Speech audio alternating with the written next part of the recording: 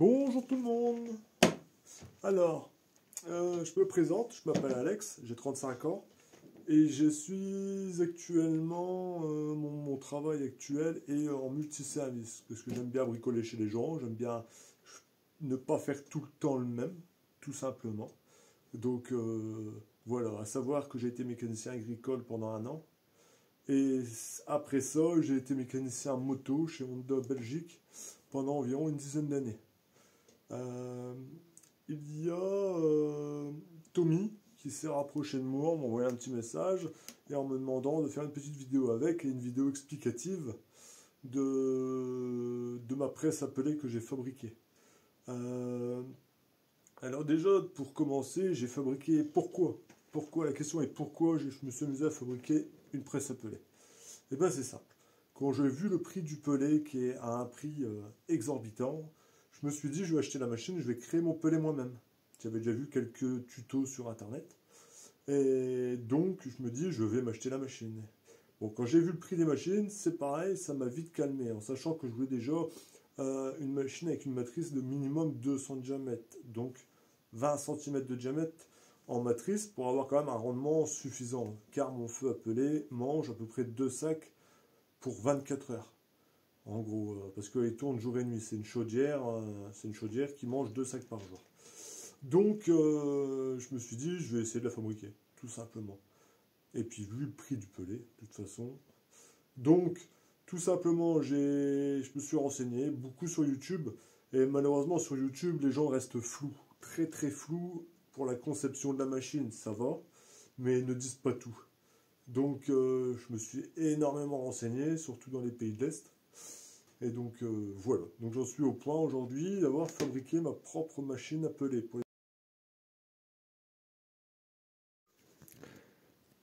Petite présentation du matériel à utiliser pour réaliser ma presse à peler. On va déjà commencer par une petite disqueuse. On a besoin d'une perceuse visseuse ou d'une perceuse filaire. Alors, il faudrait une bonne équerre, pour bien faire une équerre à chapeau, un petit marteau piqueté pour les soudures, pointe à tracer. Pointe à tracer, bon, il y a plusieurs modèles. Un pied à coulisse, un marteau, toujours besoin d'un marteau. Une brosse de fer pour frotter les soudures. Ici, donc, divers forêts, divers fraises. Et après, toujours des forêts, des forêts, des forêts. Voilà. Un étau. Pour faire du bon travail, il faut toujours un étau. Une grosse disqueuse pour le débit. Alors, soit une disqueuse pour tout ce qui est débit de métal, ou un ruban comme celle-ci. Voilà. Des serre-joints. Des serre-joints, c'est toujours bien utile pour l'assemblage. Serre-joints ou des aimants pour l'assemblage quand on soude. Zut. Voilà. Un tour de la marque SIM, Société des Innovations Mécaniques. Un tour. Voilà. Après, nous avons besoin d'une petite perceuse à colonne. Enfin, petite, c'est déjà un beau modèle. Nous avons aussi besoin d'une petite fraiseuse pour faire tout ce qui est gorge pour les clavettes. Voilà. Voilà. Après, l'idéal, bon, une petite servante d'atelier pour tout ce qui est des pinces, des rallonges de cliquet et des clés plates. Des douilles, douilles avec cliquet, donc des gros cliquets, des petites douilles avec petits cliquets. Voilà. Voilà. Et un cliquet moyen. Bon, après, on n'est pas obligé d'avoir tous les cliquets. Déjà, si on aurait déjà un gros cliquet qui va de 10 à 32, ça serait l'idéal. Ma douille est sur ma clé à choc. Voilà. On a besoin de matières premières. Donc, moi, j'ai utilisé du carré, j'en ai pas beaucoup utilisé. Moi, c'est beaucoup de l'équerre. Métal, hein. Équerre en métal. comment vous dire, équerre en métal en 40 par 40 pour faire toute la structure de la presse à peler. Nous avons besoin de postes à souder, soit à l'arc, soit un semi-automatique de la marque GIS. Voilà. C'est un GIS Smart MIG 162. Voilà. J'ai soudé avec du fil de 0,8. Une bouteille de gaz si vous voulez souder en semi-automatique ou à l'arc. À l'arc, vous avez juste besoin de baguettes, une cagoule à souder. Voilà, toujours la même marque, un GIS. Le poste à souder, c'est un poste à souder à arc Lincoln électrique. Bon, après, vous n'êtes pas obligé de prendre celui-là. Hein. Celui-là coûte déjà un certain coût. Donc, n'allez pas acheter ça. Hein. Des postes à souder à partir de 150 €. Électronique, vous allez déjà en avoir. Donc, voilà. J'ai oublié de vous dire, il vous faut aussi ceci. Tout ce qui est tarot. Tarot 10, 8, éventuellement du 6. Jauge de profondeur, quand on fait de l'usinage, c'est toujours bien. Avec comment on appelle ça, le rapporteur avec tous les degrés pour les angles. Voilà. Ici, c'est la marque Sam. Après, la marque, on s'en fiche. Hein. Chacun achète ce qu'il veut en marque. Et la servante, c'est une Sam. Vous le voyez bien dans le bas. C'est une servante, c'est écrit Servi 1020. Voilà. Et besoin pour tout ce qui est donc usinage, on aura besoin d'une marque, la marque on s'en fout, c'est de la Rocolle, mais bon, ça on s'en fiche. De l'huile de coupe. De l'huile de coupe très important pour tout ce qui est perçage. Bon, après ça va beaucoup être de la visserie, encore de l'outillage. Encore tout ce qui est clé plate ici, clé à œil. Après on aura beaucoup besoin, ça va être du WD-40, de la graisse. Ici j'ai encore de l'huile de coupe. Des fraises, donc tout ce qui est pour chanfrein. Ça, c'est vraiment le kit nécessaire, on va dire, pour la réalisation de la presse à peler.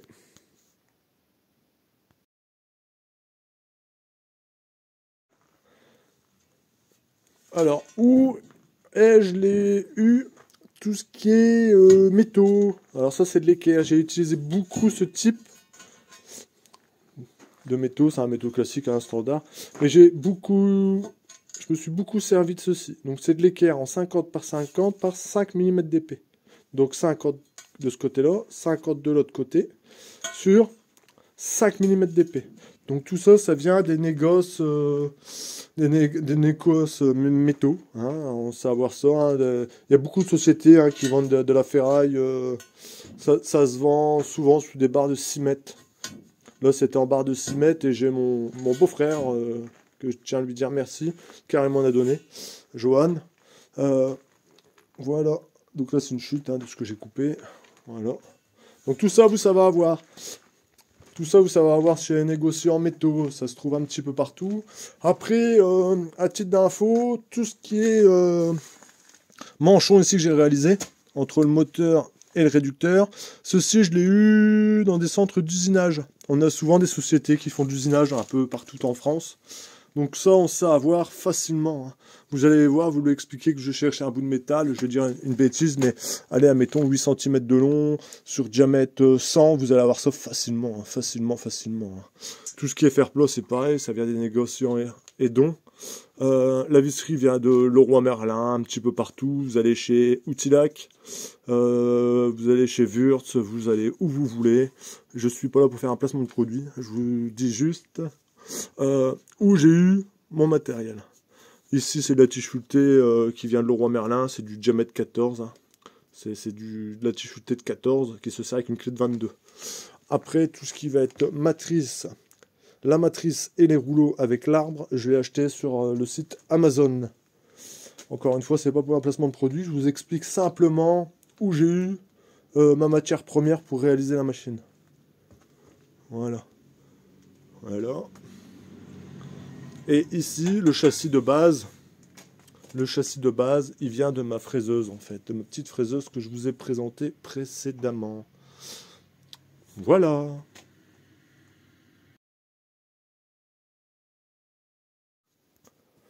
Alors, nous allons passer au niveau du budget maintenant. Le budget, ce que ça m'a coûté pour moi réaliser cette machine. Alors, moteur. Le moteur vient du site Le Bon Coin. À côté de chez moi, il y avait une personne qui vendait un moteur. Ce moteur-là, c'est un moteur 5,5 kW. Donc 5500 watts, ça équivaut à peu près à 7,5 chevaux.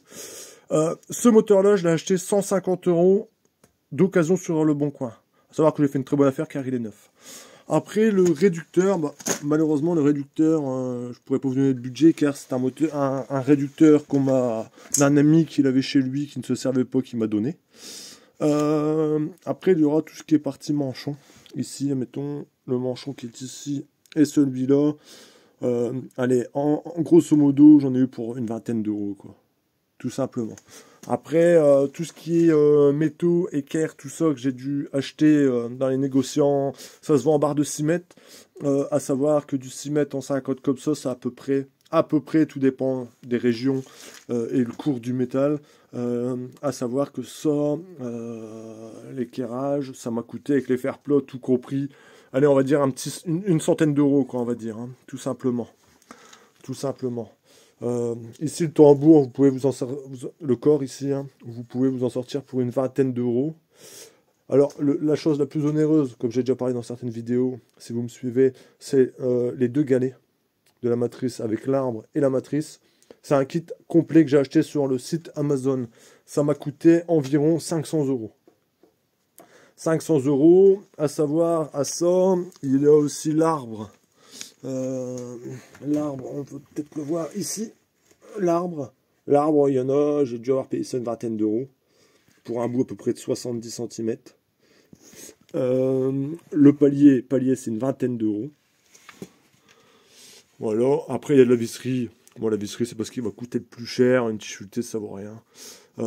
Et les boulons, tout ça, c'est pas ce qui va coûter le plus cher. On va dire que pour une vingtaine d'euros, vous avez la t-shirtée avec les boulons. Et je pense avoir fait le tour. Après la structure, je l'avais déjà, donc malheureusement, je pourrais pas vous dire le tarif. Voilà, câble électrique, c'est de la récupération. La prise, c'est une prise qui coûte une vingtaine d'euros sur Internet. C'est une prise 380 volts. Voilà. Bon, celle-ci, ça doit être du Legrand. Si je dis pas de bêtises. Ah non. C'est une Ménékès, un truc comme ça. J'arrive pas très bien. Voilà. Ménékès, je dirais. Donc voilà. Au niveau budget.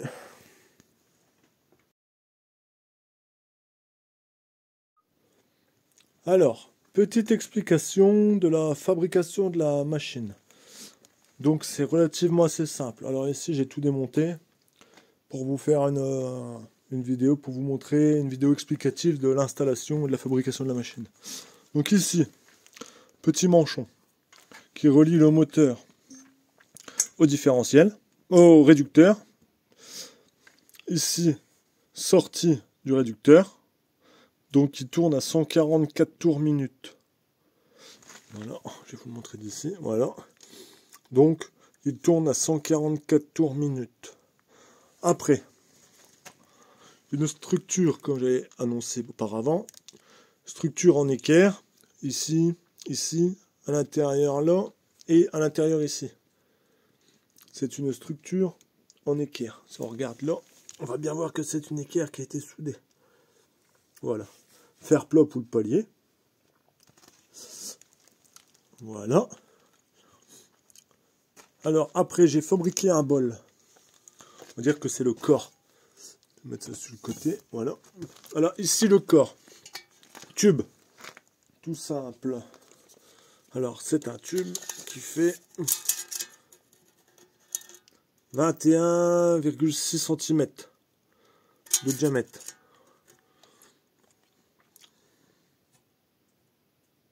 « 21,6 cm de diamètre. Épaisseur 7 mm. Dans le fond, je suis venu usiner un rond, un bout de rond. Intérieurement 50 ici. l'échancrure. Donc il y a une gorge dedans de 50 que je suis venu mettre le roulement conique à l'intérieur. Cette pièce-là, à savoir qu'elle fait 2 cm d'épais. Elle rentre dans le tube et elle dépasse ici. Voilà. Donc ici il reste 1 cm. Et il y a 1 cm qui rentre dedans. Donc ça arrive à peu près ici, quoi. À vue de nez. Hein. Soudé sur le corps de la matrice. Voilà.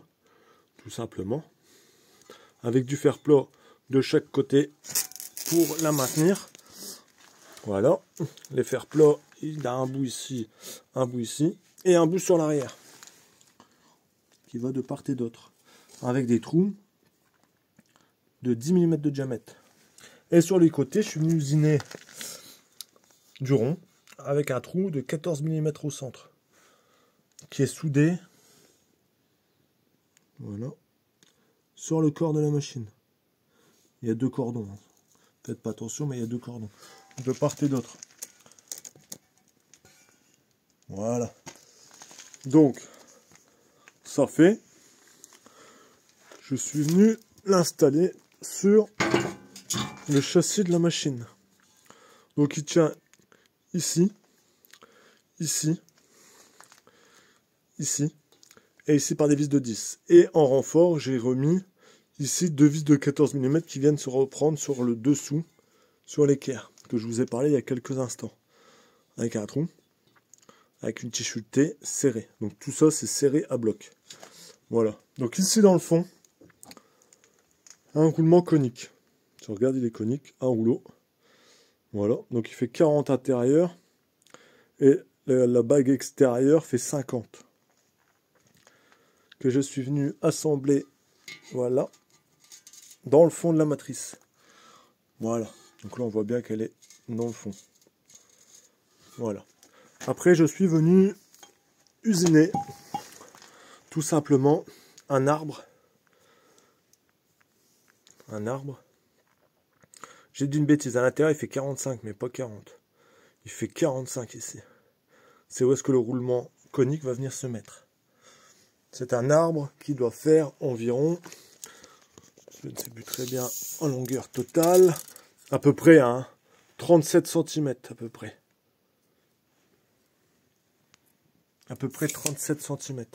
Je suis venu souder une ancienne matrice qui éjecte le pellet. Donc ça c'est une ancienne matrice que j'avais fabriquée moi-même. Regardez. Et que je suis venu souder sur l'arbre. Tout le tour. Voilà, donc cette pièce-là vient ici, comme ça. Voilà. Et elle va jusqu'à dans le fond. Et voilà. Voilà. Donc ici on voit bien qu'elle tourne aisément. Sur cet arbre, je l'ai ici réduit avec un morceau de clavette pour venir recevoir ici ma matrice. À savoir qu'à l'intérieur de ça, ici j'ai percé un trou. Ici. Avec un petit bout là. Avec un bout de tige futé qui passe ici. C'est pour moi casser le pellet. Quand il y a un tour, tac, ça vient se faire casser à chaque fois. Hop, cassé. Le pellet tombe dans le fond. Sur la matrice, mon ancienne matrice que j'avais fabriquée. Et en tournant, elle éjecte le pellet par ici. Regardez, si je la fais tourner. Vous la voyez bien. Tout simplement. Donc, je vais remettre ma matrice. Voilà.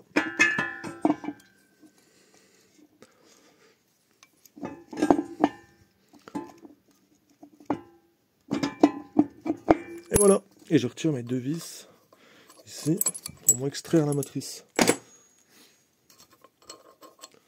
Et voilà. Tout simplement un petit chapeau avec un beau petit chanfrein réalisé autour avec une vis à tête Allen, tête BTR. Voilà. Qui vient se remettre par au-dessus et que je viens resserrer.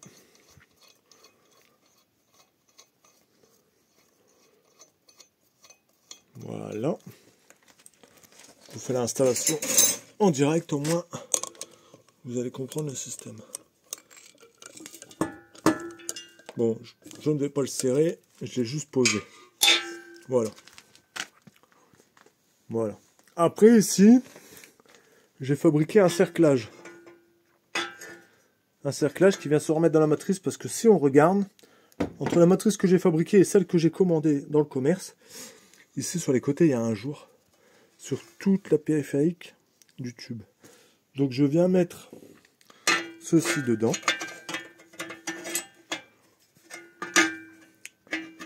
À une main, c'est pas facile. Voilà. J'essaie de vous redescendre ça correctement.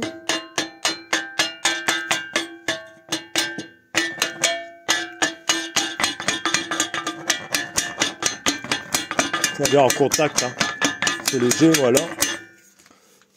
Et ça n'empêche pas le fonctionnement. Voilà.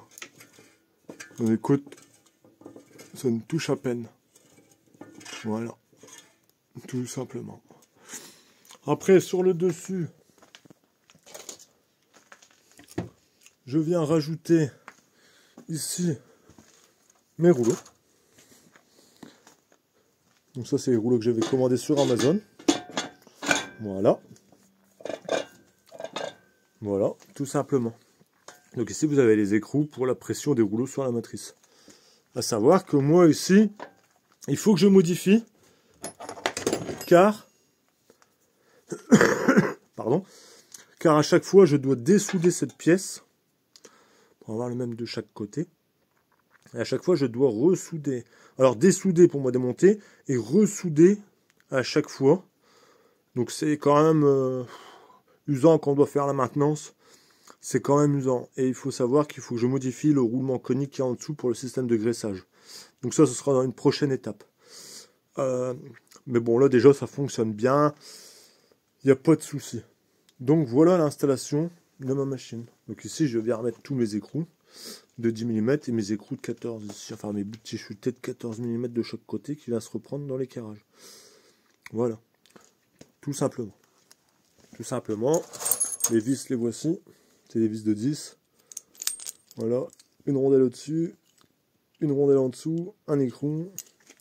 Et en fait, en gros, ça va venir comme ça, passer à travers. Ça vient reprendre l'équerre qui est en dessous. Et au moins, ça ne bouge pas. Parce qu'en fait, à savoir que ce tube-là, le châssis même, il est très très fin. Voilà. Donc ça va venir comme ça, à travers le châssis. En gros, hein, ça passe dans le trou, bien sûr. Mais ça va venir comme ça. Je vais vous montrer. Voilà. Et voilà. Et donc ça passe de part en part. Et ça vient se remettre ici. Voilà. Et ici, mais... Ici, c'est juste des bouts de chichutés. Je vais vous montrer ça. Ce sont des grands bouts de chichutés comme ça. Voilà. Alors, ici... ici, pour le raccord, ici, des deux. C'est simple. J'ai créé un manchon comme celui-là.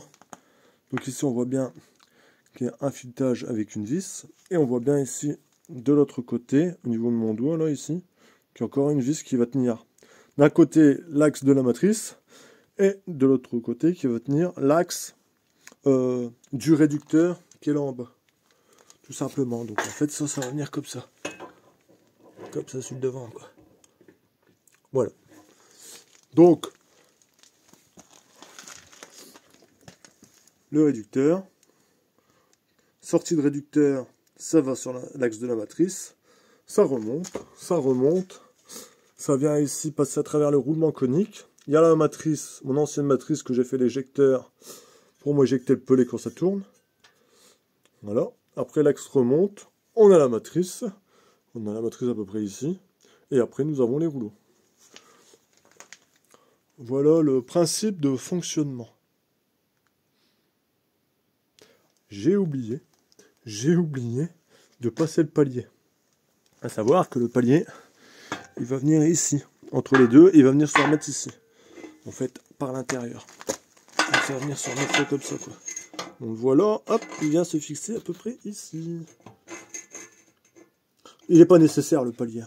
Mais bon, c'est pour vraiment éviter les jeux de droite à gauche, quoi. même s'il y a l'arbre ici, mais dans l'arbre, il y a un léger jeu. Ici, dans le bas, dans l'arbre du réducteur, il y a un léger jeu. C'est pour ça que j'ai remis un palier à ce niveau-là, en fait. Pour éviter que l'arbre ne bouge et que en haut, il y a la matrice qui commence un peu à voiler comme ça sur le haut. Donc voilà. Voilà.